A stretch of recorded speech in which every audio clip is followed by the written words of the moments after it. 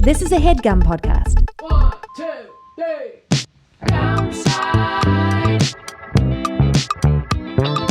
Downside. You're listening to The Downside The Downside. with Gianmarco Soresi. Welcome to The Downside. My name is Gianmarco Soresi. I'm here with Russell Daniels. We are we're releasing this. Normally, this kind of thing on Riverside would be a Patreon exclusive, but we wanted to let those of you who have never supported us financially to get a taste of what you're missing, and also so we could do something a little more topical and.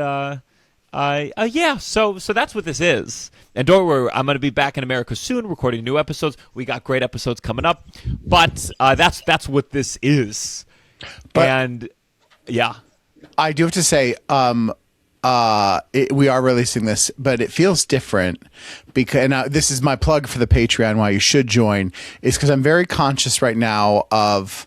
This is going on the main feed, whereas with the Patreon, it's a little more exclusive, and I feel a little more loose-lipped. So I do feel like usually in this scenario when we're on this Riverside, I'm like, oh, this is where we get to be like, a little more carefree, and now I'm feeling a little self-conscious about it. for those just watching our regular episodes, you're getting subpar content, is what Russell's trying to say. Yeah, you're getting half of us.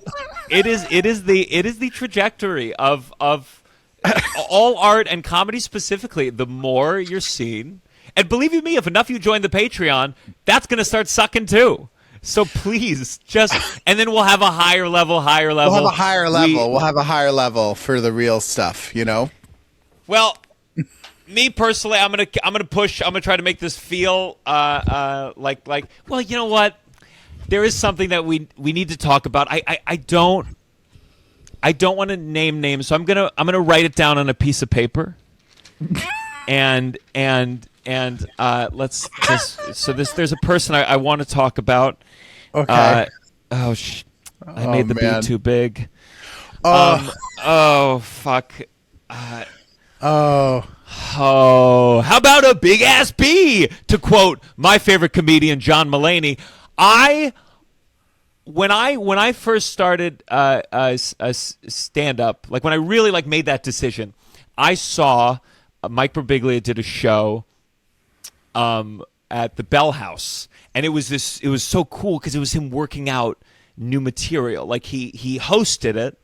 And then he had comics go in between who were doing their real killer just set, and then he came out and was working on new material. In fact, I would say that was very much the inspiration for my Silver Lining show. So I'm stealing from you too, buddy.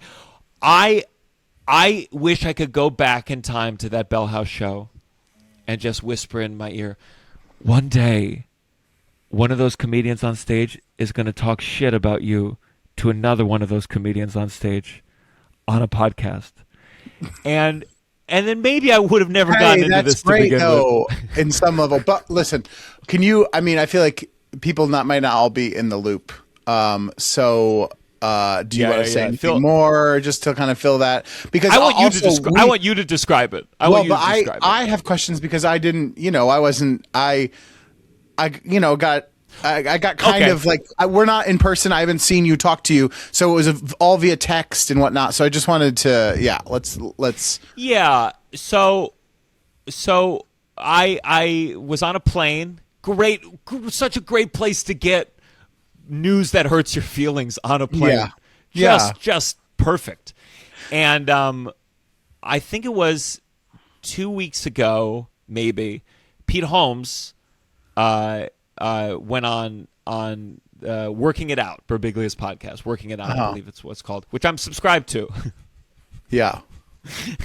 and people said, hey, Gianmarco got a shout out on Working It Out, and you go, oh, cool. And Pete Holmes was talking about just good JFL sets and mentioned Shane Gillis and me, and it was very nice. And then I went on the Patreon just to make sure the new episode had dropped, and all these comments like, hey, another mention on the Working It Out pod.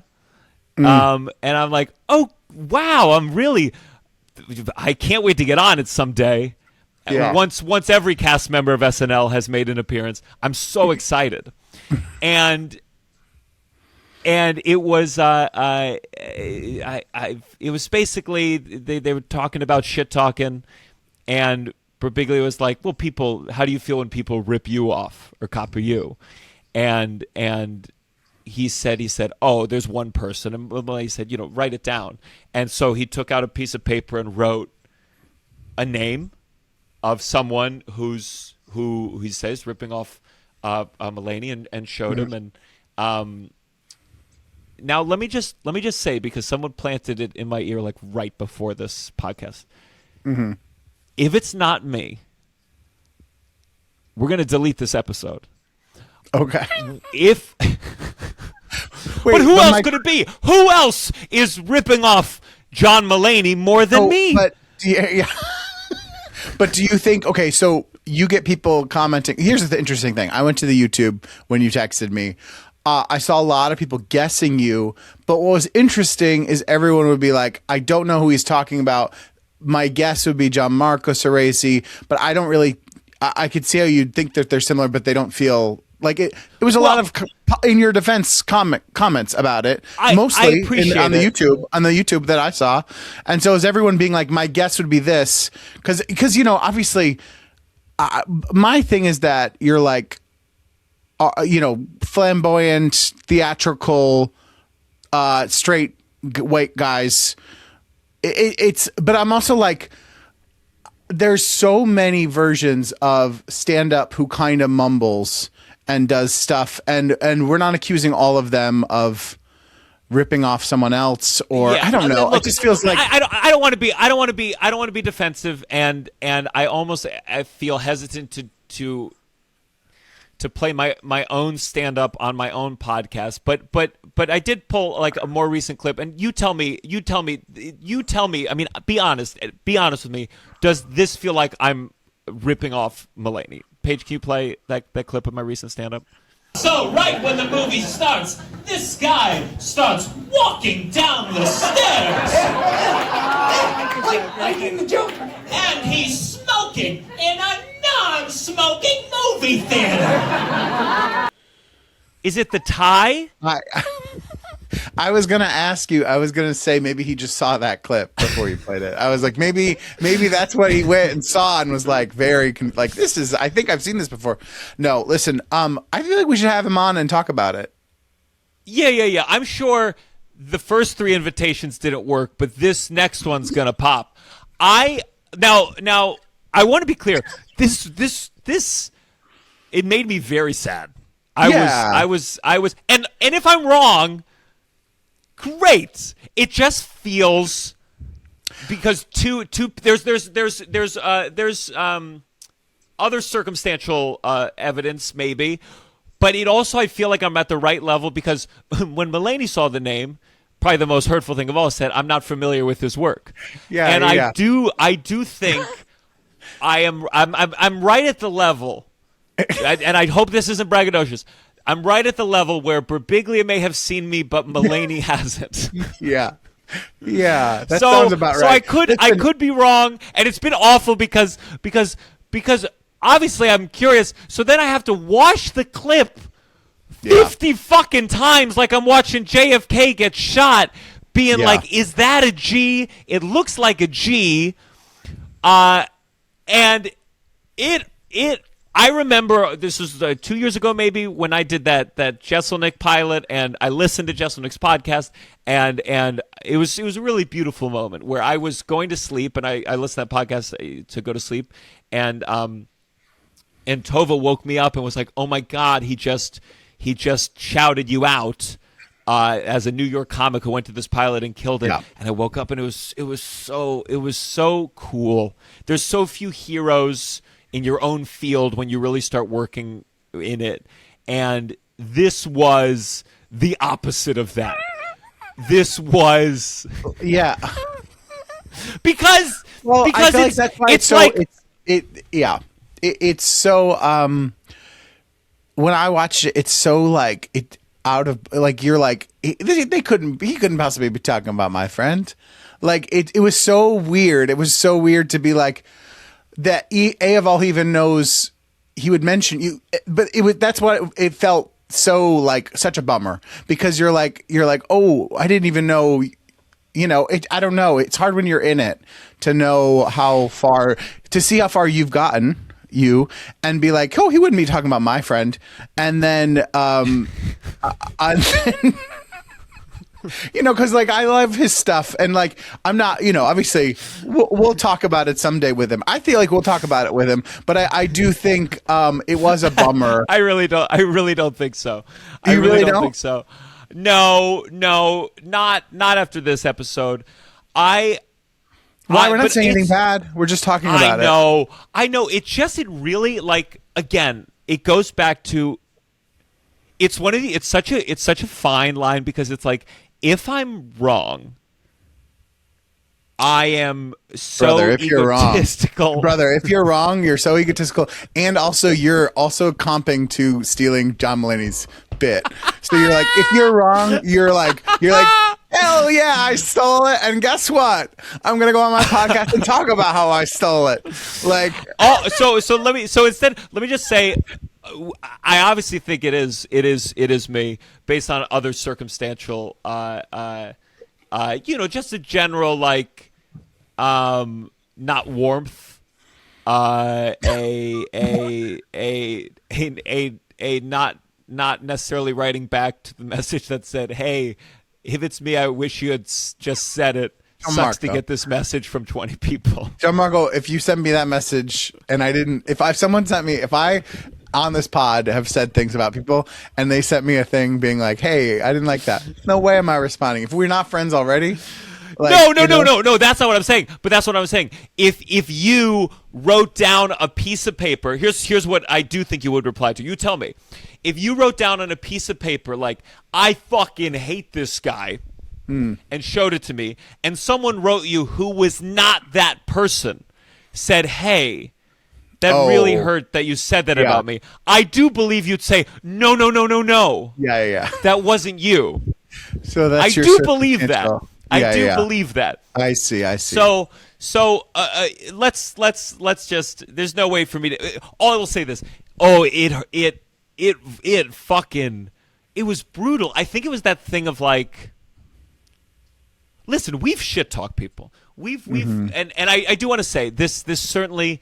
This makes me reflect off my own shit talking on this podcast. Oh, so absolutely. I want to we're talking about this right now, but I do think the answer is to not talk about anything because I feel like that's a boring podcast. Of course not. But I want to take this moment. I want to take this moment to apologize to some of the comedians we've shit talked on here and in private, and.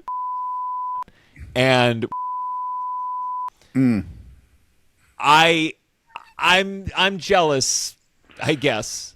So I apologize to all three of you. Oh, and I because that's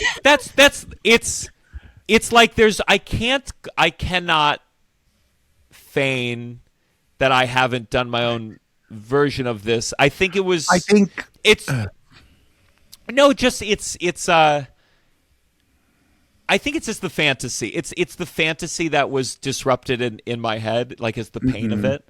It's like it is a weird feeling where once you start really working in an industry, how quickly people become, if not your peers, just people that you might work with, and you start meeting your heroes and they become people, and like. Mulaney still is that like hero status for me, that kind of like mythical, like and this desire of when you admire Birbiglia too, who is a phenomenal comedian. I could never. I've paid. This is the other part of it. It's like I've paid so much money to take in this man's work, and it's like that feeling of he's like a joke nerd, even with all the other things, especially as comedians get bigger. It's kind of like how actors, when they get bigger, not all of them want to talk about like acting theory or technique. Like I like that. I like jokes and I like to talk about it. And so there's this fantasy of like, oh, here's this person I admire who likes to like get into the weeds of comedy and wanting to like be friends with that person, the fantasy of it, Yeah. and so it was just like such a whammy, assuming it was my name. It's such a whammy to be like, okay, not only does this person that you admire think you suck, and your whole body of work and everything that you do, like stand up is first and foremost. It's everything that I do. They completely see it as a total ripoff of this thing.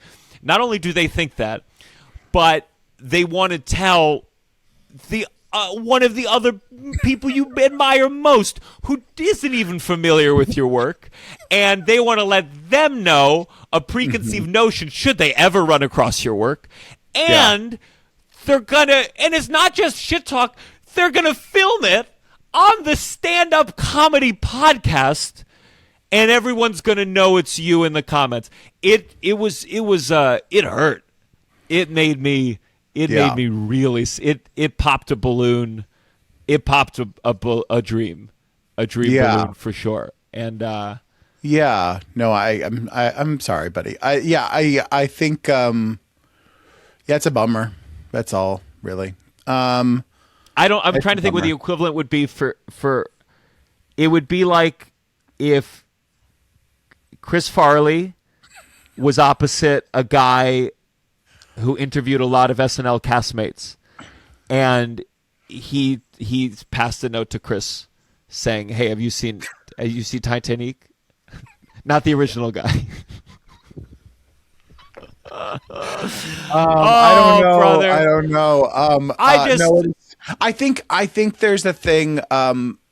It's exactly what you said. I think as we go on in the age that we're in, and as you just progress in your career, there's like something shifts from being solely a fan of things to the reality, and you're like, well, those things sneak in, and there's less and less things that you're like can just kind of purely like be disconnected from and be like just a fan of, and that's just the kind of. That's the truth of it, like as things progress. And that's kind of a bummer because you're like, think back at like 2015, 2016 and being like, the scenario is crazy to think of you even being like, and to be just fans of so many comics. And then 10 years later be like, oh my God, so many of them have been wiped out by so many different things. Death. Yes. Turning into a Nazi. Assaulting 1,000 people. Like, so many. Just like, and then now it's like they're going on podcasts talking about you. You're like, let me just have some things I can still be a fan of, and not have the things creep in. You know, if you thought it was tough separating the art from the artist when that artist like does a bad thing, imagine separating the art from the artist when that artist dislikes you personally. I mean, that's tough. Yeah. That's really tough. And also there's always a thing with comedy where like you're gonna see this it's like, with an ex, you're like, I'm just gonna block the ex. I can't avoid this thing. Yeah. And oh God, what was one? There was one more thing I was gonna say. So please, handwriting analysts, please feel free to look, but don't tell me. Also, thanks, patrons. I don't need to hear every time someone talks shit. Here's what it is. It's like, and again, it's that shit talk thing where I always bring up that Tovah was the one. She told me. She said, look, you can go after people you don't admire artistically, or you can go after people whose politics you find repulsive. Or you could do both. But if you're going to do both, don't be surprised if you don't have a lot of friends. Mm-hmm. And I took that to heart. And again, I chose the politics because I felt really, really strongly. Mike decided to have Schultz on his podcast. We all make our choices. And I'm, you gotta live with it. The only defensive thing I'll say. Okay. I am I don't think me being theatrical and effeminate means that I'm copying John Mulaney any more than Birbiglia being monotone and dead-eyed means he's copying Mitch Hedberg. There are genres of things, and you can exist within that genre. And it's like people usually know 10 comedians, and so if anything even fits kind of a similar category, like if someone moves when they talk, it like, oh, this is the same thing. If you applied to like rock and roll bands, the same kind of like lack of gradation you do to comedy, you'd be like, oh my God, every rock and roll band is. They broke the synth? guitar. They're copying so and so. You're like, no, it's just a thing. The people, and also you're like, so many stand-up comedians are so lazy that I think it just stands out that the two of you move so much. So I think that's why it just seems heightened. I don't know. We can. Yeah. So that was my man. It was just, I think it was such a surprise. I do think the one positive is it made me really be like, okay, I do need to be a little more thoughtful with because wait, that's the takeaway, that our podcast gets worse because I got insulted. No. I only thoughtful in the way of like, I've not regretted any of the like yelling about like some celebrity that has done a shitty thing that is, like we've not gone after comics on here for like. That's the it's thing. Not, I do think it comes down to like I hate to use the phrase punching down. That's the thing. And it's like that's the question. What is like, punching down? If I'm seeing people that you're like, oh, they're on the up and coming, I feel like it just feels different to be like that person is underneath coming up, and then to be like boom, and be like that feels But different. I also think that we do that. We've never talked about or. Yeah, I mean, other than texts, but I mean, my God, yes, sometimes it's one of those things. They might be selling more tickets, but they're Well, we have talked about bleep this, but we have bleep this. We have and bleep this. Yeah. We're Is gonna this only we're gonna funny do for better. This bit. I think what we're gonna do is just do it for me and not for you.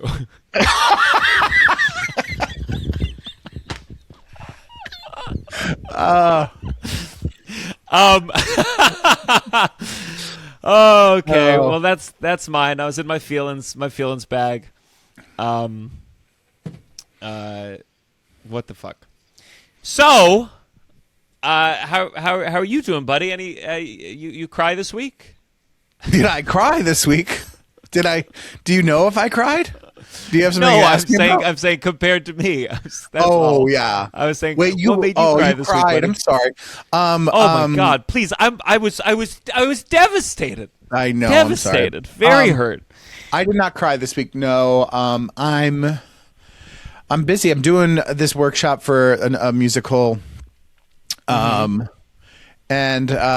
been doing that all my days, and it's going well. It's fun.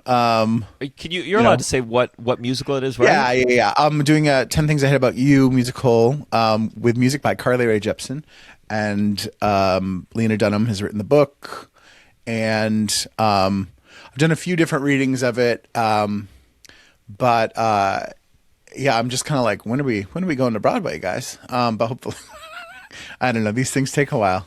Oh God, I'll tell you when you're going to Broadway.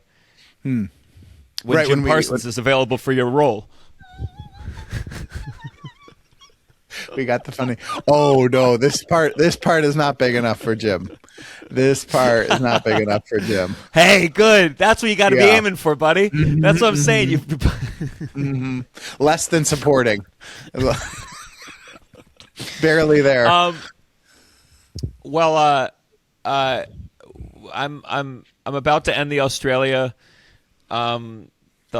leg of this tour. It's weird because Ty joined me for this leg, and and the promoters I work with here are very much like tour managing, and we're hanging out every day. We're going to some wild meals, but for them it's like it's the end. They've reached the end of this big thing, and I'm like I got in my mind I got 2 more chapters, and it is going back to Asia, Singapore, Jakarta, and Bangkok, and then India, which I feel like I'm landing, and I'm going to a pre-wedding party. The promoter said, "Hey, do you want to go to this? We'll get you like a traditional suit." And I was like, she's like, "There's dancing." So I think that trip I'm going to go really hard, and I'm going to get sick too. Let me tell you. I don't want to freak you out, but in India, I read the other day, there's a new I guess they get it every year. There's cases, but they're a little worried. It's airborne. It's from a bat, and it has like 70% death rate. But I guess it happens every year. But there's like been a little bit of a, oh no, we got to get this contained there more so than in other years. So I'm just saying, don't bring that bat thing over here. So brother, the airline I'm flying on had a crash 2 months ago. I'd be lucky to make it to the bat infection. I'm so fucked this fucking trip. I want to go. Tell me this. Someone said in Bangkok, they're like, "Are you going to go to the donkey show?" And I forgot. Like, oh yeah, that's where that thing supposedly happens. What do you mean? Like I thought Bangkok is like that's where the donkey fucks the person, and that's the show. That's the show? I'm pretty sure like that. Man when I was or woman? A kid, I think a woman, but now that you bring it up, I honestly I think it would be kind of gross to see it with a man. Not to be homophobic. Let me just tell you. No. Here's the thing. I'm joking. God, can you laugh so people don't think that I'm being honest? Jesus Christ. It's definitely not a woman's idea to do that, is what I'm saying. It's more upsetting if it's a woman. It's definitely a man's idea to put that show on. I thought Bangkok was like, oh, you go to that's where the woman, the ping pong balls, and she shoots them out. Oh, yeah. No, I've heard that. Yeah. So are you going to go? I got to go to that. Yeah, you got to go to that. Of course. I will go if it feels like, oh, here, that's Broadway. I'm not going to go if it feels like, hey, you want to see a donkey fuck? I hope it is Broadway. I hope it costs you $500 to go see that, and it's on a giant stage with 2,000 people. And instead of a girl, it's Jim Parsons.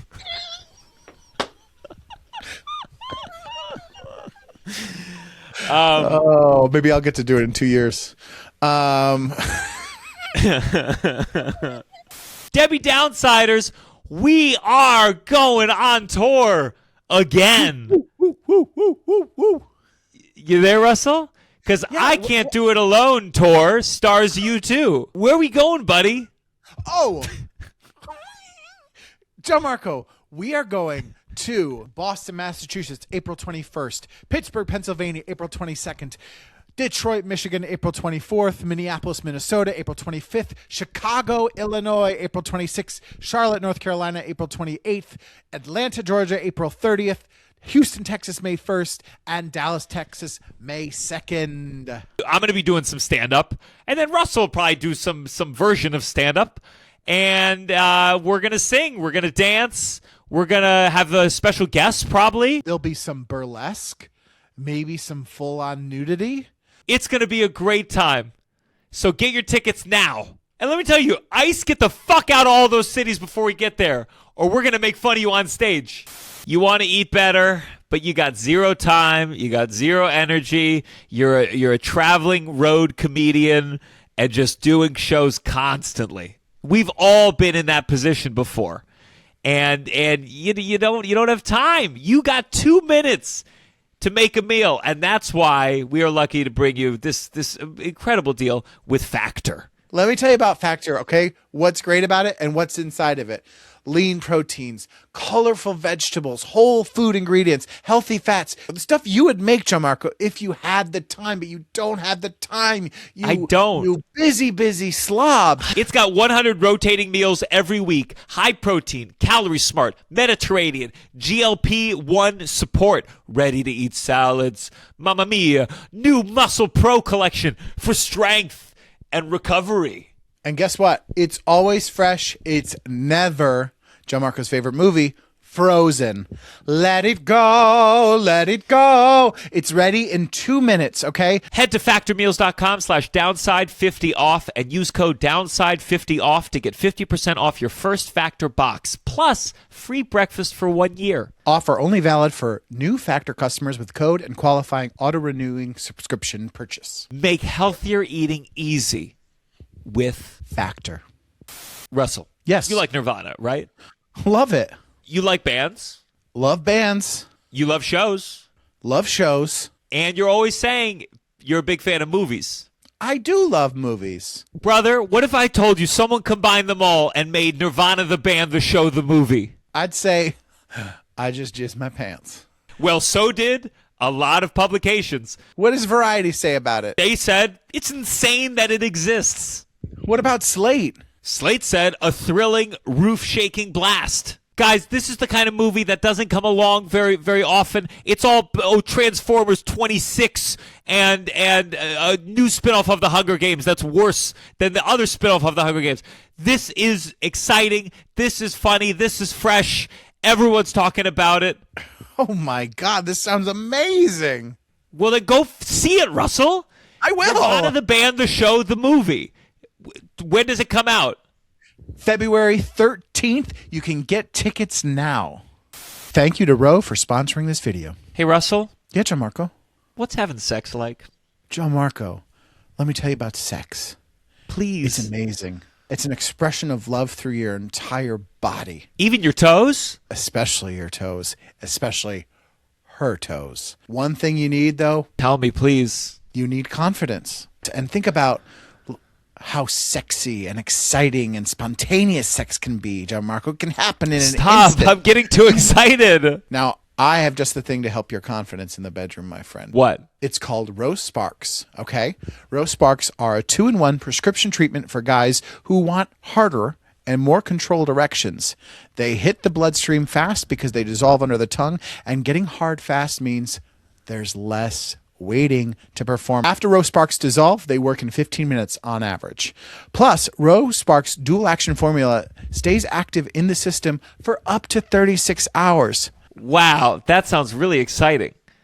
It is. And I heard they connect you with a medical provider 100% online, and once you're approved, treatment ships directly to your door. And if prescribed, new sexual health patients get $15 off their first order of Sparks on a reoccurring plan. Connect with your provider at ro.co/downside to find out if prescription Rose Sparks is right for you. That's ro.co/downside for $15 off your first order. Sparks is a compounded drug product. Compounded drugs are permitted to be prescribed under federal law, but are not FDA approved and do not undergo FDA safety, effectiveness, or manufacturing review. For full safety information, go to ro.co/safety-info. We might as well use the fact that we're releasing this pretty close to the news. We can be pretty topical. We can talk about all the wonderful. Wait, things it's coming going out on in next the week? world. This is coming out this Tuesday. Yeah. Okay. I really want Russell and me, and it would be it's so hard to pull this off, especially overseas. I really want us to see this Melania movie. I really want us Gianmarco, to see it. When you were texting about that last Melania. night, I already have it's a YouTube. We saw Melania, so no one has to. I already got it. Once I had it, I said, now we got to do it. You have the luxury. You're in a foreign country. You're not having to deal. I'm in where we live. Can you imagine walking in and having to tell someone? Here's the thing, too. I already thought about it. I said, okay, well, I could buy the ticket online so no one sees. I don't have to introduce, but I'm still going to have to show that ticket to someone, and they're going to be like, what the fuck is this guy doing going to see that movie? And I feel I like I'll know, have to but- be there the whole time being like, I'm reviewing it, everyone, just so everyone knows. I'm reviewing it as a bit. It's a bit. I'm not But here wouldn't for it be real. nice to run into our friend Chris? I think it would be so nice. Hey, Chris. Chris. It's crazy because I don't know if it's in Singapore. It's coming out the day that I leave. But it is in Perth, Australia, on the day of the release. You couldn't see Marty Supreme the day of the release in Australia. In Perth, Australia, they are. Just think about the money of this.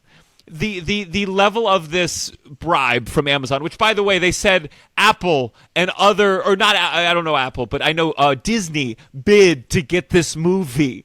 And it's this bribe thing. It's such a public humiliation because it's gonna tank. And it's the fact that they literally, all this money being spent by the way, by Amazon, who just cut a bunch of jobs from the Washington Post. And this, when people said, "Oh, it's okay that the billionaire buys it. He says he wants to help it out." Shut the fuck up. Grow up, you fucking idiots.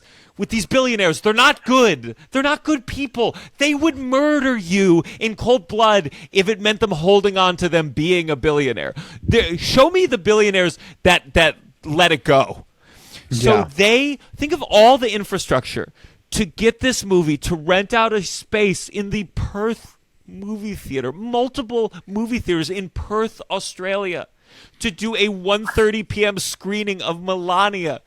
The staff, the people whose lives they have to go in that day to work and press play, and no one's there.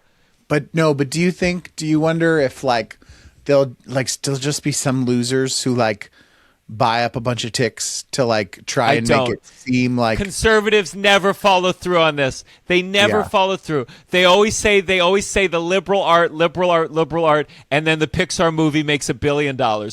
They never. This is where you see the values and art really clash, where it's like they never support the art that they want. The Daily Wire. Oh, I'm sorry. Lady Ballers. Was there a Lady Ballers 2? No. Yeah. There was not a Lady Ballers 2. You know, because we would have watched it and reviewed it. And that's interesting because then like also like so many of the top podcasts are conservative, but they're free. So it's not, you're not having to like put your money. It's an interesting. They want the views. I do believe that they like the art that makes them feel that anger that you talked about. But like that's not what. Do you think it's embarrassing for? I'm trying to like imagine this conversation with Melania and Donald. Like, was it Melania's idea? Did Trump go, please, you haven't touched my dick for 10 years. You give me one last hand job, Melania. I will spend $80 million and use all those favors. Who wanted this movie to happen? Because it's got to be embarrassing. I understand people are insulated from embarrassment, but it's got to be embarrassing to see what we're about to see, which is going to be 1,000 pictures of empty movie theaters. Yeah, I don't know. I think we don't hear about her that much. So I feel like it's probably some part of their team being like, we need some propaganda to put out about her. We should do a movie, and like directed by Brett Ratner. Yeah, Brett Ratner, is that his? Brett Ratner, yeah. who was it is wild whether it's Nicki Minaj joining Team Trump, which happened like today or yesterday, or Brett Ratner, like it really is the home and the haven for people who have been accused or are married to people who have been accused of sexual assault. There's no question that this is the home for that. Yeah. Well, it was always their thing. It's just different now. It was always their like, we got to stop the Democrat, the pedophile. They were always kind of obsessed with it, but now it's like, oh, it's like, yeah, it's a haven. But what is Nicki Minaj? What capacity is she joining the team? Oh, she today, Trump brought her on stage and she said, I'm Trump's #1 fan. What is it like? She's not joining the team. She's just a fan. Yeah, she's a fan. I mean, I'm sure that. I'm sure for the third term she'll become dictator of the arts or whatever the fuck. Okay. Yeah. Nicki Minaj, who I believe went to the LaGuardia School of the Arts and was like one of those like, you know, rappers who it was like, oh, you were a theater kid. She would have been great on Theater Adult. Phenomenal. Yeah. Oh, what could have been? What could have been? What could have been? There's this audio that my gal Candace Owens published recently. So I guess this is a like team meeting. And again, I don't know if anything's real. I'm doubting it all. AI has destroyed. Now when I see a cute animal video, animal videos aren't cute anymore. I saw for a second. It was a guy jumped in the train tracks to save a golden retriever. I knew that one was fake right away. I realized like I realized it. I didn't like share it, but I did watch enough of it that I felt that sense of like, God damn it. Yeah, I don't understand. There was a second I believed. And then also they're changing like real thing. Like they're like there was an AI thing the other day of like NYPD fighting ICE agents, and I was like, what are we doing? Like, what are we doing? Like, it's going to be so bad. Do you know already the things that some older people probably think on Facebook has happened and is real? Oh my God! And is like, they think there's old people who think God is real. It's going to be crazy. I mean, listen, it's fine. We God go back is to more real life. real than the AI stuff. Like, I feel like that. Sure, like, if we're going to rank them. I mean? Sure. Yeah. God is more real than crazy AI it just videos. Sucks. Now I'm going to have to throw a dog on the train tracks myself just to witness someone saving it. That's the world that we've cultivated for ourselves. But let's just say this is real, and this apparently is Erica Kirk. I believe 11 days after Charlie Kirk's final show. Hi, everybody. I still love all these emoji Zoom things. Wow. I don't even know where to begin. The fact that we were able to pull off an event of a century, like, it's just insane. We had over 275,000 people that attended, and the stadium overflow, Westgate, insane, you guys. And then you have, was it 100 million? We had thousands that were registered to vote. I think we're at like over 200,000 for merch sales. Don't quote me on that because I think it just keeps like bumping up like crazy. But I just wanted to say a huge thank you to the events team, the development team, the graphic design team, the production team. It's just phenomenal. Their incredible work leading into the memorial. And honestly, a lot of the staff that worked on the memorial, they had 20-hour days for a week during the time of us grieving the loss of my husband. And honestly, I know several staff that didn't even sleep. Again, you guys are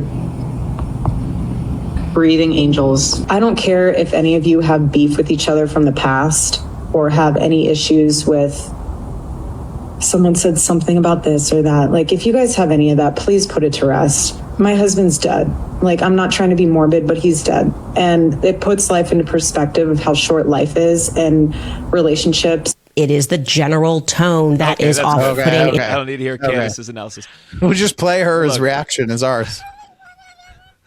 I mean, truth be told, I could see Tovah making this call 11 days after my death, for sure. Yeah. And that's a part of her that I love.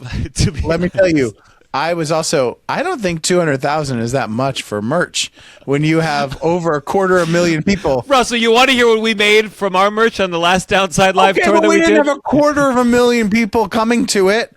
Over 250,000. I'm saying that's like they could shoot both of us and we would barely crack $50 in merch sales. No, people were buying those downside things and those cum towels, Gianmarco. People were eating it up. I have two immediate thoughts. One, yes, the obvious one doesn't seem. It seems very, very matter of fact business, given the loss and the way that she whatever. But the other part of it seems like a nice boss. Seems like a nice boss. I don't love anything that they're doing, to be clear, but you can tell Charlie was the talent, and she was managing the fuck out of that thing. Yeah. I think it's. I've never said to Paige, hey, because I have a couple people who work for me. I've never said to Paige, said anything Paige, nice to any of us. If you see Victoria today, if you see Ty today, tell them thank you. Some of them are working. I don't say that at all. I go, Paige, tell Ty that enough with the going to sleep at night. Yeah, we got shit to do. Your team meetings are all of us showing up and being like, "Where's Gianmarco? He's not even here." And then you frantically coming on, being like, "God damn it! God damn it!"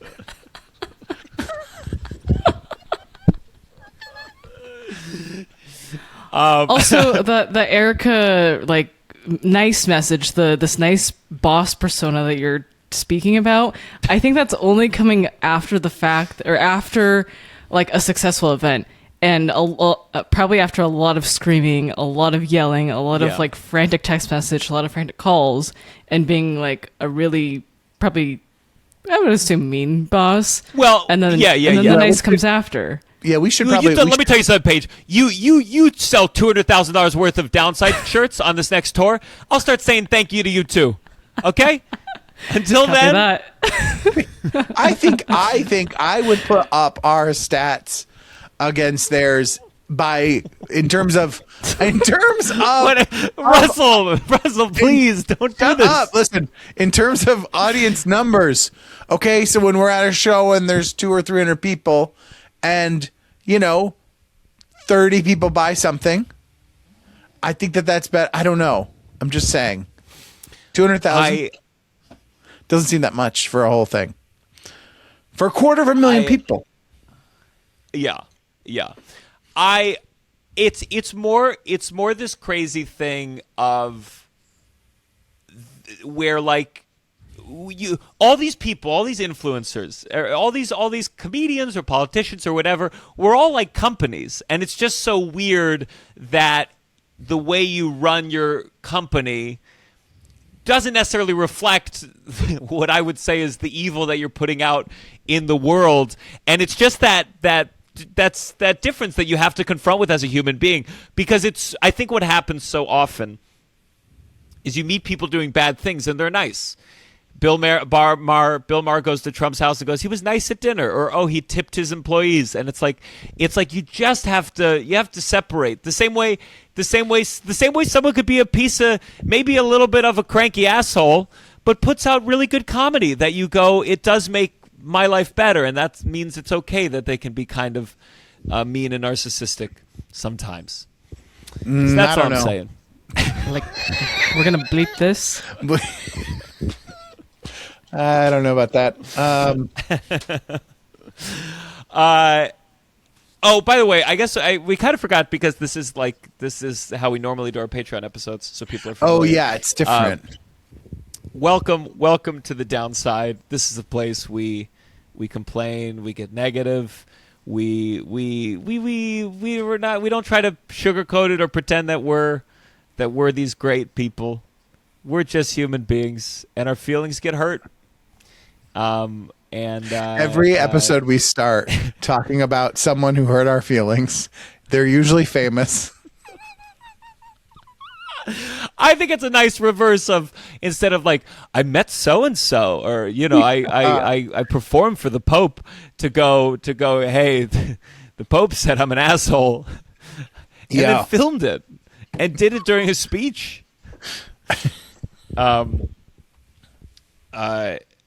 We have normally the show, I don't know if we'll have new listeners today. We normally have guests, and we have some great guests lined up for when I'm back in town. We have a great episode coming out with Chris Kelly, and I want to encourage folks, because the bottom line is this: when you don't have necessarily like someone who's front-facing performer or whatever. People go, oh, I don't know that person. Chris Kelly is one of the co-creators of the other two, and was a head writer of Saturday Night Live in one of its strongest years of my memory, and so funny. And so check it out. It was a phenomenal episode. I understand. Sometimes I listen to pods with guests, and sometimes you're like, I don't know who that is, but Chris Kelly is, and the other two is just one of the greats of all time. Mm-hmm. Russ, I want to talk about this picture you posted online, because it made me think about this whole thing of you that I don't know. Can you put a picture of what I've called straight Russell? I am straight. Look at that. Russell. Zoom in. Can you zoom in on that? Okay, for those listening, I've got some sort of polo on. I'm suntanned. Not just some sort of polo. No. It is a polo where the collar is a different color than the striped base of the polo. And it's not a little horse. It's two flags. One of them, is that an American flag I see, Russell? Is that? Oh my God! It's America. For those of you not watching, it's America and Israel. It's two flags next to each other. Listen, I think this was on a vacation, and I think this Tel was Aviv. In Tel Aviv. It was a different time back in 2007 or whenever this was, and I think it was like a theme night. So I think we were like, there was a nautical something was happening. So I think that's why it's extra. Okay. I didn't always dress this way. But it was some sort of, we were on vacation at the Jersey Shore. And we used to wear a lot of like rugby shirts. And I remember one time too recently, like I lived in New York City and I was wearing it, and I had a boss that was like, Russell Daniels keeping the rugby shirt alive still for God knows why. And I was like, oh God. Wait, they said that to you? Yeah, it was like so like, oh my God. So I kind of discontinued because I used to just have them and just wear them all the time.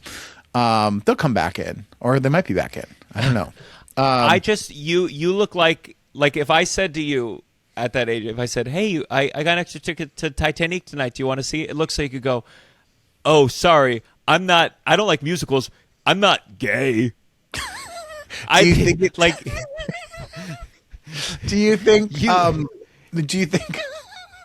well, it's interesting. I think certainly. You look like you're about to say, I don't agree with everything Trump does, but I know he's got America's back. Do you think it's the haircut doing that? Some of that heavy lifting? It's the haircut. It's the burn. It's the sunburn. It looks like you said. It looks like someone said, "Hey, you want to put on some suntan lotion?" And you said, "You mean F-slur lotion?" And people said, my "Whoa, God. Russell." That's what it looks like. I'm drinking a Keystone Light. I'm really like, but I am drinking it in a martini glass, I will say. Yeah, I guess it's better to look for clues. I guess the fact that the polo has different colors is more a clue that you were looking to jazz it up a little. Yeah, maybe that's what we need to be looking at. I would say definitely like there's this thing of like, as someone, we're similar. As someone who grew up, kind of more theatrical, more flamboyant, that sort of thing. I think definitely I feel like there was a confusing thing where you're like, I know I'm not gay. But sometimes people, so you're like, you do, even as a straight person who just presents gay, are a little like, I do feel like probably when I was younger, I probably was more conscious of leaning into more like tropes. I don't know. It looks like you put that beer there as a prop, but when no one's looking, you pick up that martini glass and sip it like this. No, I think probably I was drinking the beer out of the martini glass as a bit, as like a, hey, let's do the, I think I went the other way. I think I was like, I don't think I ever I was fatty. Like I would follow like fads and whatever. Oh my God. But I don't think I ever. I did not know what I thought you said something else. I know. As I said it, I said, no, I was always quite svelte. But I think I was. I definitely followed fads like polo shirts. But I think I was pretty embracing of my feminineness or whatever it was. Mm-hmm. Like we didn't have any out of the closet kids in middle school, certainly. And I think I filled that slot. Yeah. I absolutely think I filled that slot. Even at my high school, which was very progressive. You filled several slots. I filled several slots. Ooh. We had openly gay teachers. I don't think there was anyone in my grade that was openly gay. And I had a friend in high school who was I mean, brutally, you wanted to say like, you're gay and you'll be so much happier. Yeah. And I don't even know. I don't even know where they went. I'm wishing the best for them. They were sweet, but they were my friends. They were my friends. Did you not dress like this at all? Not in high school because I went to like No, I started dressing like shit. This is college. This is college. I was at least Brother, 21 here. Definitely not in college. Okay. But to be fair, when you were in college, I wasn't born yet. Oh, so like there's a real discrepancy. Okay. Okay. Right here, I think. Oh no, actually, I know when this was. I was 22 or 23 here. And so you would have been 19, 20, around there. So basically the same age. I'm just saying if there's ever any allegations against you, they're going to use this picture and everyone's going to think you're guilty. It really is such a different. It definitely is the buzz cut, though. I mean, that buzz cut will do that. Will do that. Yeah, I think. Yeah, maybe I'll drop some LBs and buzz it all off again, and just really throw. I should do that. We should do it like if you ever go away again for a long time. I'll lose a lot of weight while you're gone. Can't do it this time. You're going to be home too soon. Can't do it this time. Not this time. I'm still away for 3 weeks. No. I got a lot of things coming up. Yeah. I got a dinner on the books. And then we'll just shock people. That's the hard thing without ever having a break from this podcast. It's not like a new season of TV. Remember in shows, sometimes people would come back and you'd be like, oh, that person got a haircut or lost a lot of weight over the summer over their break. Yeah. I was watching I mean, Ozempic has really changed a lot of things. And until enough time has passed that they realize it causes a cancer that kills you in 5 days, where it has changed. It's changed. Like, if Ozempic becomes a thing forever, in 100 years, they're going to look back. You know how people look back at people in their 20s right now? Like in the 60s, they look at people, they go, oh, my God, they look so much older. They're going to look back on us with hate in their hearts. Okay. They're going to go, what was this? I watched Liam. It's happening right now. I'm making sure someone's voting for him on my behalf. Liam is doing Catch a Rising. Oh no, what is it? Catch a Rising Star? No, Star Search. Star Search. And you're looking at these judges, and I'm going like, Jelly Roll. You got to have a big judge. Let me tell you, a big judge. And listen, this is nothing against, maybe I'll take it who's to say. I will say, I don't know what it is. You can't identify it, but you always know. You're looking at someone, you're like, oh, Ozempic. Like, there's no how did you do it? You just know. You can just see it in their eyes, or something has happened where you're like, oh, something about the person. There's an aura. I'll tell you what it is. I'll tell you what it is. I think, like, look, the way you look, it influences how people treat you for better or for worse. It influences how you perceive yourself in the world. Yeah. But that's what I meant. Like, it could be a lot better. Yeah. You as a person, though, if you use nature and you it's more gradual and you adjust to it. Uh-oh. The fire alarm system is about to be tested. Fucking A, I can hotels. barely hear it. Barely hear it. Fucking hotel. No, well, get ready. It's just the announcement. That wasn't. Okay. That's not their fire alarm. There's a fire here. There's a fire here. It's an Australian accent, so I'm doing that. Okay, but I'm saying, normally, when you change your body drastically, it's gradual, and you adjust how you feel, how you dress, how people treat you. You learn, for example, what's not funny anymore, or what is funnier. And or anything, how you present in the world. When it happens so quickly, there's a degree of like, it's like if you put on a new clothes entirely, you don't know how to move in them. You don't know how to talk in them. You don't know how to. Yeah. So I think you just feel the performance of you feels off. Yeah. It's if I was suddenly 9 feet tall, there's going to be change, but it would just be like me, and it's weird. I think you can feel that. I do. And it's not. It feels like you're watching like the Capitol in the Hunger Games. Like everyone just looks. Yes. Especially, I think when you lose a lot of weight, you suddenly go like, finally, I can wear this and I can wear that, and it's just a lot.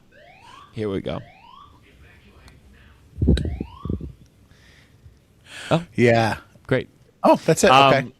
But no, there's something about it that like when it's like a panel of people, you go, oh, so we all look the same now, I guess. Oh, so your name is Jelly Roll. You got to have a little bit on you. You know what I mean? Like, you can't be a skinny Jelly Roll.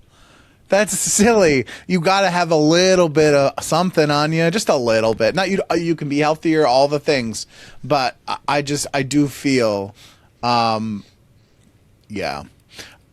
But whatever makes people feel good. Yeah, you think it should be? You think when that's you lose what a lot of weight, it should be like me being more thoughtful these days is having a 10-minute conversation where we shit on something, and then at the end I say I take everything away and be like, but whatever makes people happy, good for them. How you feeling about the world's so bad? They asked, I was on Australian radio yesterday, and They always ask about America with a glint of, sounds like it sucks over there. Yeah. Ooh, good thing I'm not American. I'm like, okay. Yeah. My home. Listen, I don't know what politicians are supposed to. I'm not a politician for a very good reason. And there's a degree that like when you're Tim Walz and you're like, you're trying to navigate this shit, I guess. I imagine in your mind you're going like, yeah, Trump's a psychopath. We all know Trump's a psychopath. I'm trying to protect my home, and so I'm going to go on the news and be like, we talked to him and it sounded like a nice change of tone. And what you're saying is, I think he's willing to, have less ICE people there, and it'll be not as bad. And I think ultimately this is for the best. And then from the other side, it's, you fucking idiot. The person obviously is doing this because of public pressure, and the moment they think they can get back in there and do something and make it worse again, they're going to do it. And what you kind of want in a time of slow fascist takeover of America is for your politicians to be willing to go to jail for you. I mean, there's a degree of like, I look at other countries and I go like, yeah, that's kind of what standing up to power entails to a certain degree. It's like, you don't just go like, oh, hey, they gave us a little bit of breathing room, so I'm going to go on TV and go like, the tone has really shifted. But I guess in the politician's mind, they go, no, this is good. This is progress. This is progress. I'm gonna roll over and look like a fucking cuck for this shit. Well, what's interesting is, I think it feels a little like they know that they have to give that performance because they have to have Trump feel like he's not lost. But even if he's relenting, but the bottom line is like I'm like, oh, but let's like be forward thinking and go like, okay, Trump, if he feels up to it, he's going to run for a third term. Of course. And if not, they're gonna have these ICE agents outside the polling stations. Of course. Yeah. And they're gonna intimidate people, and they're gonna stop people who are citizens, and use this. Like, of course. And so you go, okay, so then the idea that we're just gonna soften this feels like a cowardly thing. And I go, like, step aside. And how bad does it have to get? Two people were executed. I mean, what more do you want? I have a question. What more for do you want where you go, you got to go to fucking, you got to just do something. Yeah. Now, when you voted for Trump in 2024, did you have any inclination that this could all happen?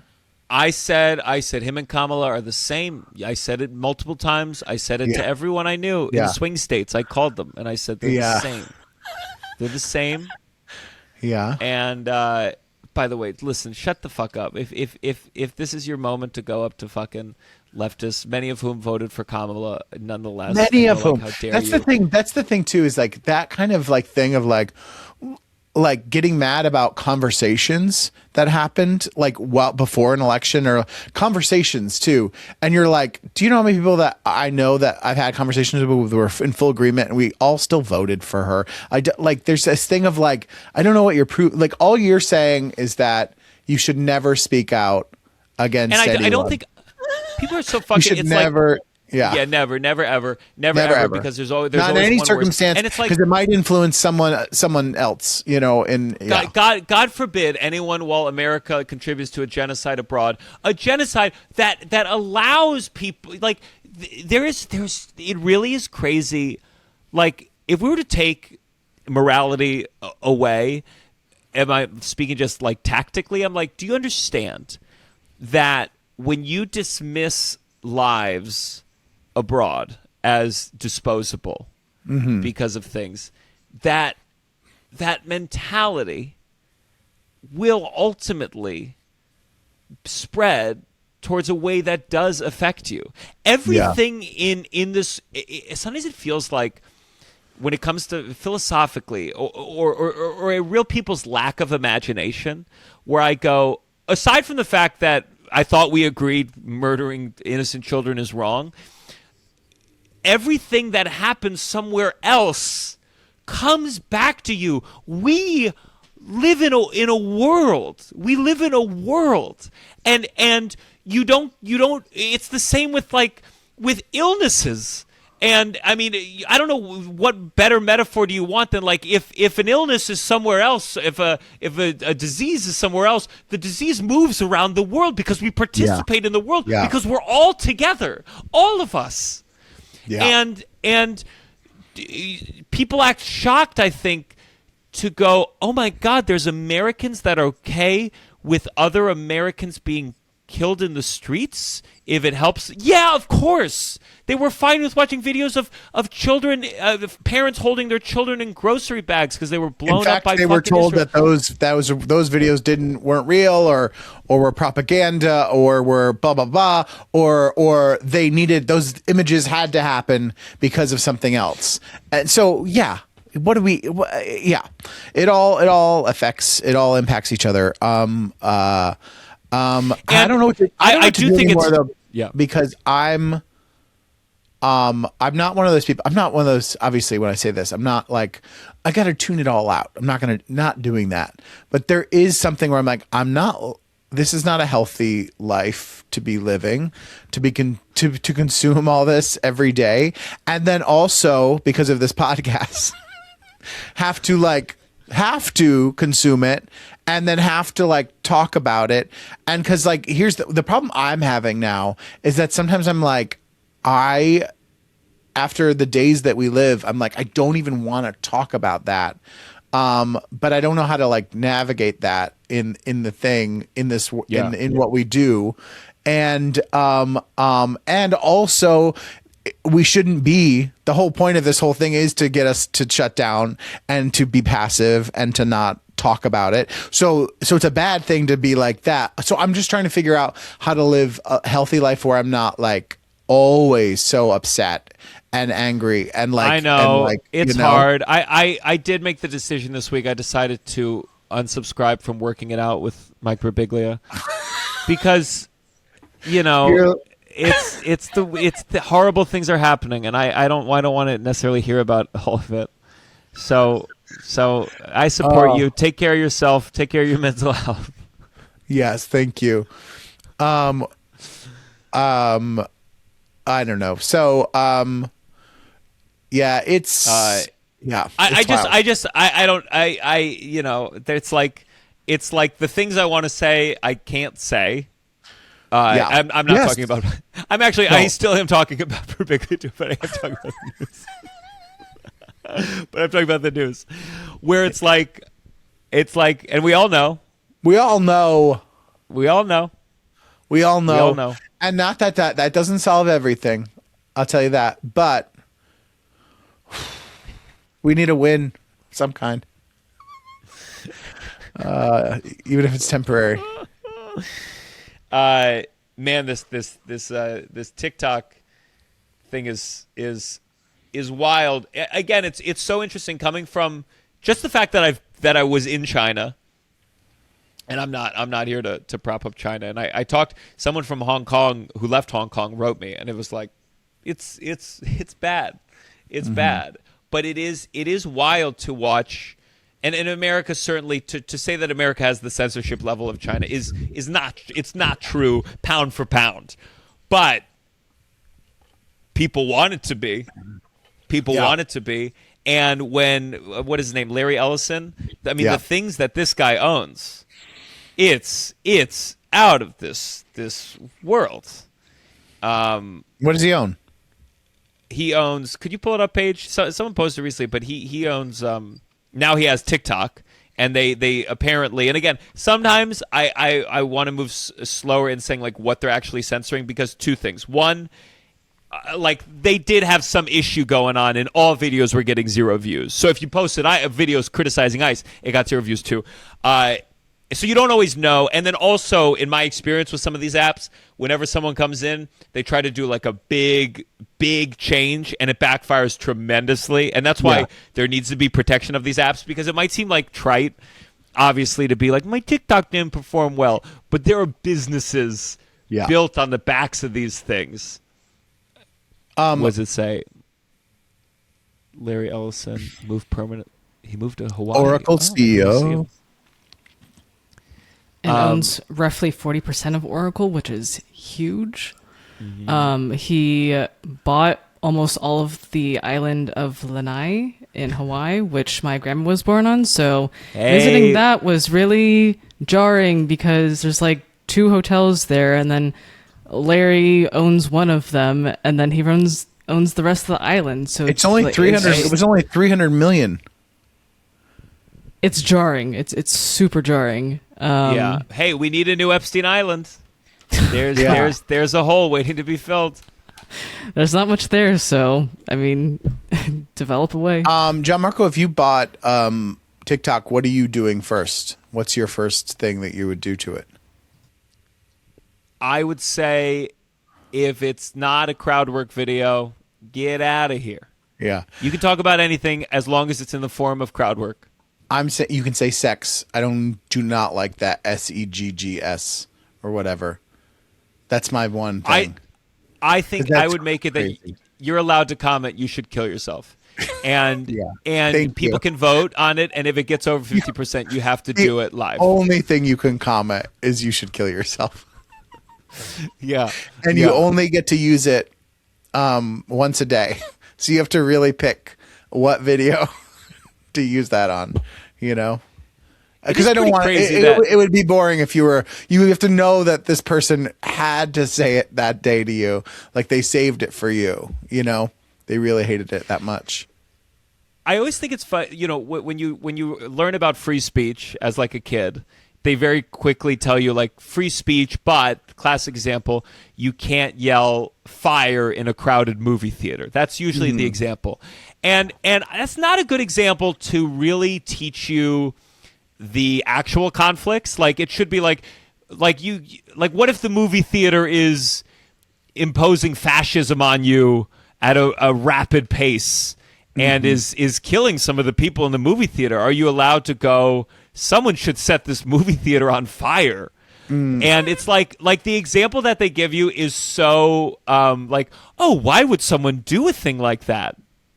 Why would someone ever shout fire if there wasn't a fire? Well, what if a fire was happening and you wanted to say someone needs to put this fire out? Can you say that? Yeah. And what if the fire isn't a fire, but a person? Are you allowed to say that? It really is crazy to be like, of course we don't have free speech. How dare you even say that? How dare you even say that? Free speech. Get the fuck out of here. Wait, I had another question for you, Gianmarco. Oh, because as part of my thing of also being healthier about the internet, I try not to read the comments as much, unless someone's like, hey, there's some nice comments on this thing. But I noticed something that, like, I noticed that there's like keywords for me that if I see in a comment, I'd be like, oh, I can't look. Do you know? Yeah. So I wanted to know if you had keywords, key letters, JD. JD is one of them. If I see JD, if I see Family Guy, if I see obese, if I see I don't see obese. So many comments about you. I don't know if you saw, you got the new camera, and everyone said they said, oh my God, our listeners, they compliment the fuck out of you. They love your haircut. They say, ooh, this new camera, Russell, is looking good. They said he's like a skinny Peter Griffin. I saw. Our fans love you. You get way more praise. Our fans are lovely. I'm saying it's mainly like random clips, where people are coming from. But do you have any keywords or things that jump out that you're like, oh, I'm not going to read that? Yeah, I'm trying to think. Annoying used to be a real trigger for me. But It's that was a trigger in real life too. Yeah. That was the word. And then I found new things to be sensitive about. I guess the term rip off, copying. Mulaney Light. Yeah, I definitely think that. I think I tell so many jokes about the gay baiting thing that it rubs me the wrong way. Oh, I was going to say that. Listen, Gianmarco, I think for your career, I think what might be fun is if you had sort of a really you leaned into masculine hetero just for a bit to just mix it up as an artist to just feel ever evolving and lean into that. You start going to Knicks games, you're sitting courtside, you're courtside, really? Yeah. That's where I get to start. Yeah. Sure, but let's do it together. Let's you get that polo out, and I'll get a matching one. Okay. Well, I'll lose a bunch of weight. I'll buzz my head. We'll pull out the polo, and then we'll go to a Knicks game. Good. I'm fine with formulating any plan that starts with you losing a bunch of weight. You won't. No one will recognize me. I'll never get cast again. I really did think about the other day. I thought to myself, when is the last time I've been cast in anything with any? Well, I guess that's not true. No, but that's when I'm playing women roles. That's interesting.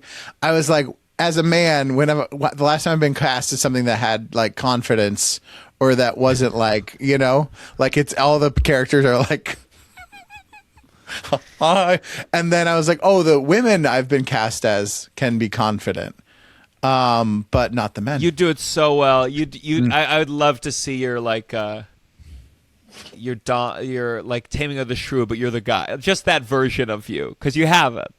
You have that. Well, I played it in high school. back in my straight days. Petruchio. Petruchio, yes, Petruchio. Well, normally on the pod we do our This Has Gotta Stop. This has gotta stop. And our blessing. So I think we can do. I definitely have so many saved up of This Has Gotta Stops. I'm trying to think of This Has Gotta Stop. I can't remember if I like did that this one.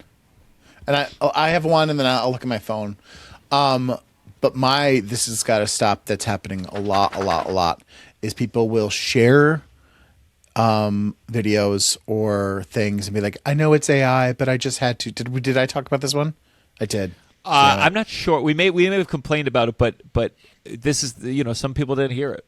Okay, well I'll hear it again. It is yeah.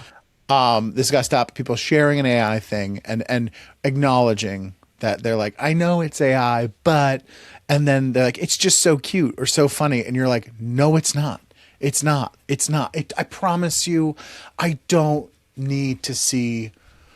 I don't need to see David Schwimmer greeting Jennifer Aniston on the first day of Friends and then greeting them now and seeing them age, and like, I just don't need to see that. It's not worth it. It is not worth it. It does not, like, I've never seen a thing where I've been like, this is funny. Or this is, I don't know. It's not, because immediately in my mind, it's like, it's fake. It's not real. It's not a real thing. It's not even like an animation or a cartoon. It's not real. It's nothing. You and then spit out this thing. It's not real. So it doesn't register as anything to me. Anyways, but it's always for the most basic thing too. I'm like, you were like, I know this is destroying the world and will take us all over, but isn't this funny? And it's like, I had to. This is the one I had to. I had to. You're like, I promise you didn't. You didn't have to. And it's like, that's the sad thing. It's like, it's not like being like, I used this to give my child water. I used this to like help a homeless dog. I had to do that. I had to use the AI to blah, blah. It's like a dumb video. And you're like, you didn't have to. You just didn't have to. We got it. I got an email, and they sent it. It was one of these. Sometimes they'll send me an email. They send every rep they can find this email, and all my reps email me individually, like, "Hey, this person sent this thing," and it was like someone had made a musical theater song, about me, and I was so excited. I thought it was so. It was like, oh my god! I couldn't wait to hear it.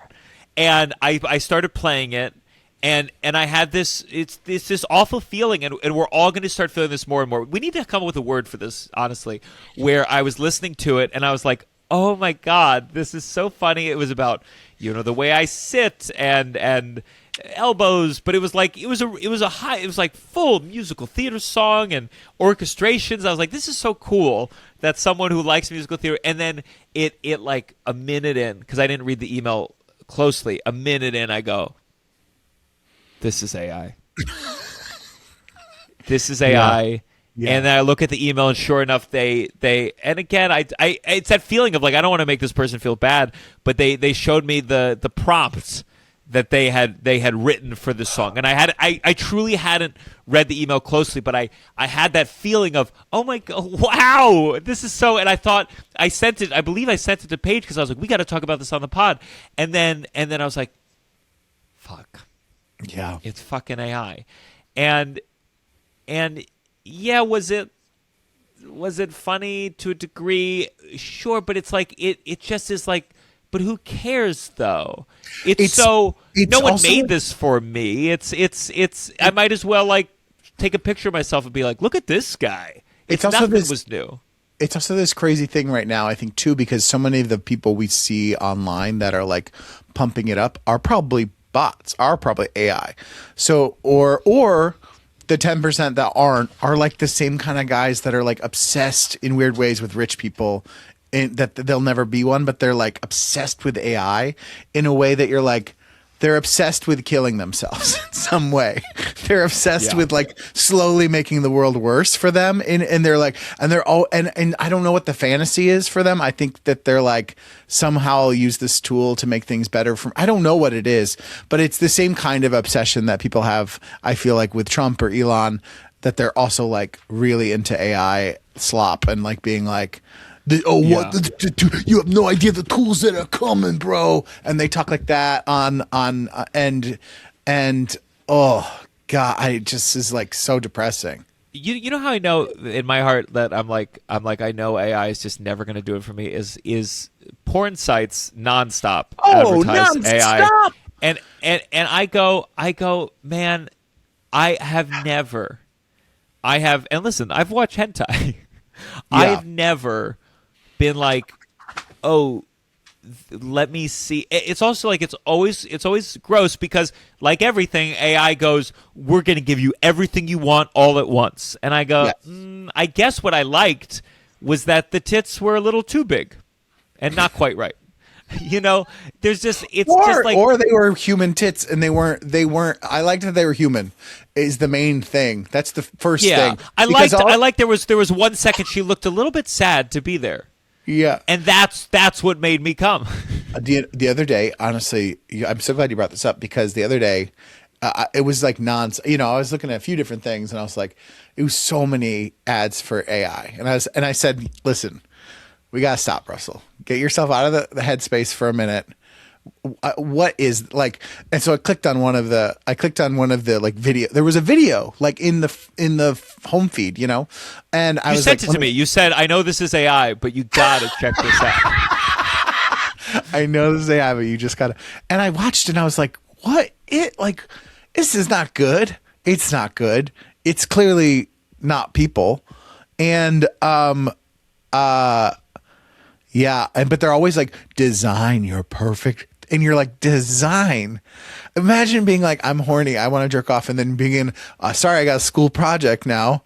I'm gonna go in for half an hour and design. I'm gonna like put in features. I'm gonna put in things she likes. Like, what are we doing here? So much homework to jerk off. Like, that's crazy, you know? It's it's all being pushed by people who need this to work, who need this. Like you guys cannot. And I get mad at the media, of course, too, where I'm like, oh, you're gonna have the guy who needs AI to succeed to stay a billionaire, and you're gonna have him like say why it's so good without challenging. Yeah. Oh man, my this gotta stop. I'll just go quick. My this gotta stop is quoting things like 1984. I don't know. I just like this like constancy of the party that tells you to deny the evidence of your eyes and ears. That's the one that wanted to rule. You don't need it. You don't need it. Honestly, you don't even need to. And we all do it. We all like compare things to Nazi Germany. And I'm like, okay, but at what point do concentration camps refer to the ones America has? Like, at what point do we go like, it's not like that. It's this. And this is bad, and this is happening. There's just like there's something about like a removal where you always like bring up like, well, if you look at that work of fiction, you can see this is bad. It's like, no, this is bad. You don't need to go, oh, well, George Orwell said once that the party that George Orwell, who's been reappropriated by every horrible group and good group under the sun. You could just go like, you shouldn't lie. You're lying. Let's go back to our base principles. That this is a lie. Not the party that told you that a lie is a truth is actually the party that might be problematic in the future. It's a lie. It's someone's lying to you. Fuck them. I understand. That movie theater needs to be destroyed. I do understand the impulse of sharing old things because you're like, things are cyclical, blah, blah, blah. People felt this way then, but you're like, no, I get what you're saying. And I agree. Because also you're like, we just see it. Yeah, you'll see them share that over COVID, you know? Yeah. Let's we have a Patreon. This has got to stop. Oh, do it, please. Patreon. By the way, join the Patreon. Patreon.com/downside. You get these. Yeah. Special plug for the Patreon. We didn't mention earlier, there is a special level of the Patreon. No one has taken us up on it yet. But if you join the Patreon and you give $1,000 a month, we will tell you everything. And I think we also tell you everything. You could come to New York and we would go out to dinner with you too and tell you everything. Yeah. But we'll tell you everything via Zoom too. We'll get on a Zoom. Anyways. What's the Patreon this gotta stop, Paige? This is from Jordan T. This has got to stop. Showing your quirky personality via car bumper stickers. You have a bumper sticker that says, quote, "Bestie, please let me merge," end quote, and you expect me not to disrespect you fundamentally. I can practically smell what the inside of your car smells like from here. Quote, "My dog could kick your honor student ass," end quote. Get out of here. I agree. Yeah. I It's don't just love like bumper stickers in general. Yeah, I'm fine if it's like if it's maybe an organization you love, like the NRA, but I think if it's like the problem with funny shirts, the problem with funny bumper stickers is it's like you didn't write that, and it's like when you wear it, it's like if you said the joke 10 times in a row. It just exists. Yeah, I agree with you. And especially, I really don't like it when it's kind of a, let me merge, my brother. It's like, you're being passive-aggressive, too. You're also, like, trying to be funny to be like, hey, come on, let me do what I want on the road. It's gross. I saw one yesterday that said, "Please don't honk at me, my dad's dead." And I'm like, God. you're just a bad driver. I gotta tell you, I like that one. I did giggle at first, but then it made me mad because I'm like, you're just a bad driver if somebody's honking at you. Well, don't say that. That's how their dad died. Yeah. Hey, don't get me started on vanity plates. Sorry. Oh, vanity plates are hate tough. vanity It's just plates. never funny. It's never funny. Yeah, never funny. Unless it says something It about says that movie dad theater. dead. Unless it's dad. Like yeah. So join the Patreon, patreon.com/downside. Paige, can you guide us? Let's tell them about these live tour dates. Oh yeah. Yes, we are going on tour. The Downside Live. We are going to Boston, Massachusetts on April 21st, Pittsburgh, Pennsylvania on April 22nd, Detroit, Michigan on April 24th, Minneapolis, Minnesota, April 25th, Chicago, Illinois on April 26th, Charlotte, North Carolina, April 28th, Atlanta, Georgia, April 30th, Houston, Texas on May 1st, and Dallas, Texas on May 2nd. And we hope to see you there. Yes, please. Russell, anything you want to plug? No. Come see us on tour. I'm excited for this tour, and we'll have some more dates to share in a while. Yes, and patrons. Let me just say, I don't think that the Downside. I don't think they're gonna like vanish out. But if for some reason they do, if you're a patron, always reach out, and we're here to help, and we will have those pre-sale codes next time, all that jazz. But we appreciate you, patrons. Thank you for letting us release this episode publicly. For those of you who aren't joining the Patreon, we still appreciate you listening. Consider joining the Patreon, but if not, thanks for sticking around with all our pre-recorded episodes, and we're back very soon. For me, we announced my Netflix is a Joke headlining show, and it's sold out, and we added another one, and that's sold out as well. I'm very happy about that. So those are my stand-up shows at Netflix is a Joke. But if you're looking for stand-up, there's still plenty of tickets for Mike Birbiglia's Working It Out with Friends. It is May 6, 2026, May 6 at 7 p.m. So get those tickets if you're looking for stand-up. And sorry, mine just sold out first. Thank you so much. Have a wonderful week. And goodbye.